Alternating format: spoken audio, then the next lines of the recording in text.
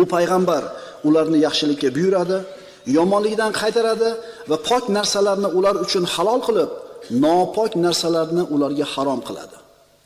Pok narsalarni ularga halol qilib, nopok narsalarni unga harom qiladi. Sigaret pok narsami, nopok narsami? Nopok narsa. Nopok narsani payg'ambar nima qilar ekan? Harom qilar ekan. Mana aytdik-a? Sigaret nima ekan? Harom ekan.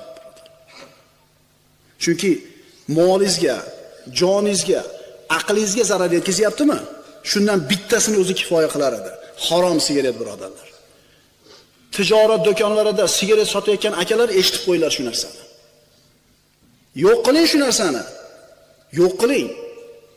Alloh taolo boshqa tomondan barakat bersin. Ehtimol kelayotgan baraka shu harom narsa tufayli kirmay turgandir siz do'koningizga.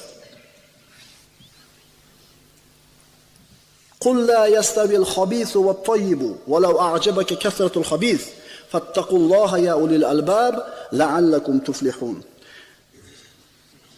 Ey Muhammad sallallohu alayhi vasallam, ayting, garchi nopok narsaning ko'pligi sizni qiziqtirsa ham, nopok narsa pok narsaga barobar bo'lmas.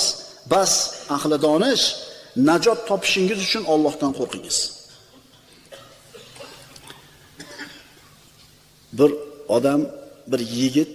Bir yigit do'stiga aytayapti. Kech ekishni tashlaymiz. Do'sti aytayapti, nima?